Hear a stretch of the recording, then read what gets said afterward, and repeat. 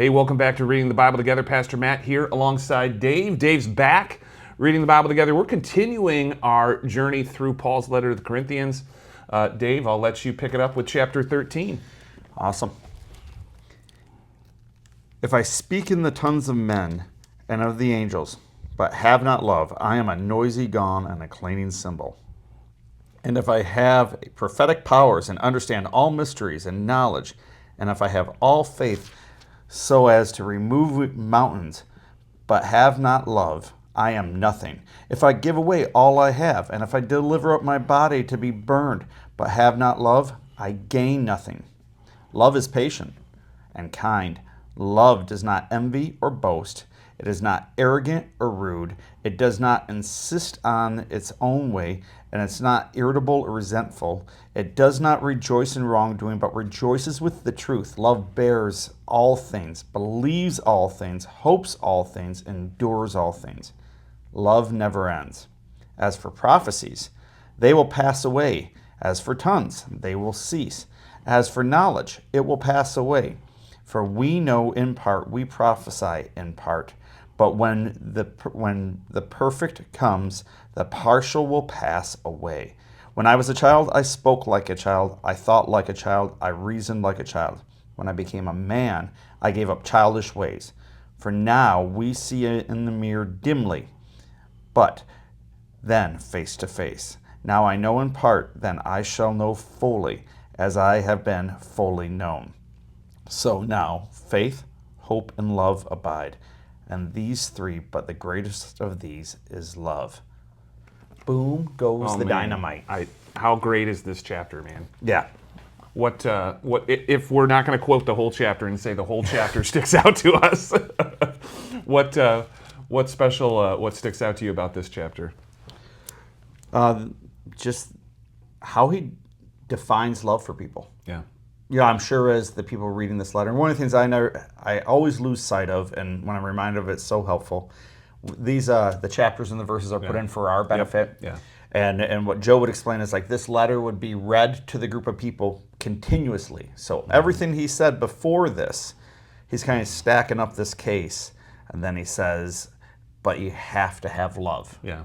And patient, kind, not arrogant, No, I love that. And to me, just like you said, it's stacking up.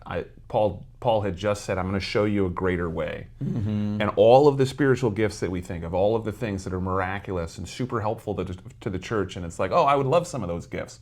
Paul says, oh, actually, the greatest gift that you can give to anyone is this, to love them in the way of Jesus, to love them and to do those things out of love. So what's this chapter mean for your faith?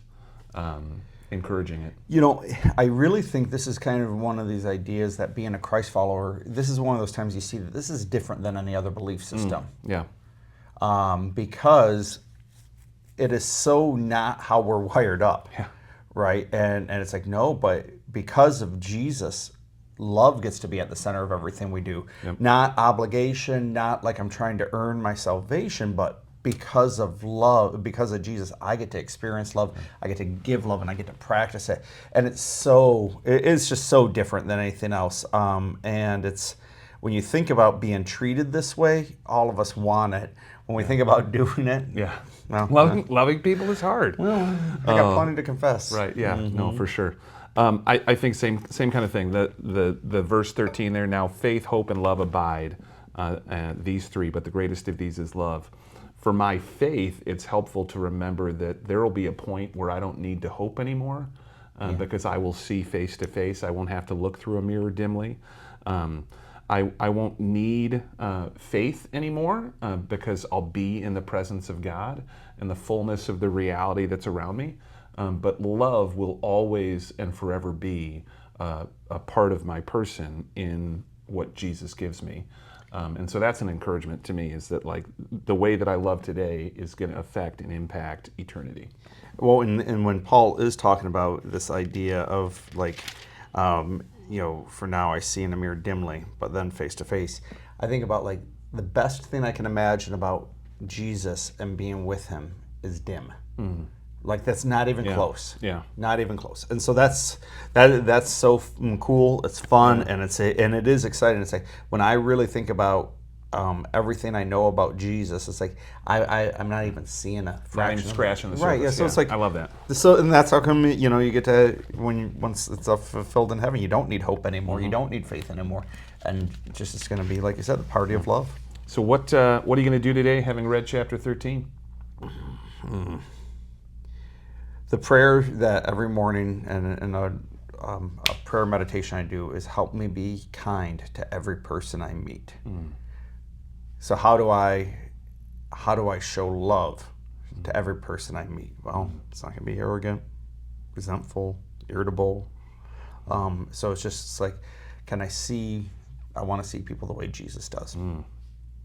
That's powerful. Many of you might have recognized this as a wedding verse.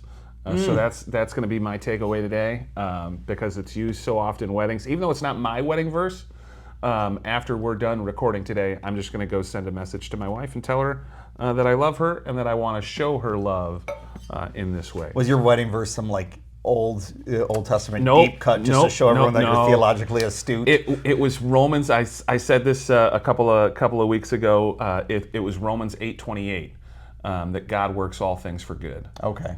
So yeah, little bit of Romans, because Romans is one of my favorite books of the Bible, and yeah, so not a deep Old Testament cut. Okay, but, good for yeah, you. Yeah. Right.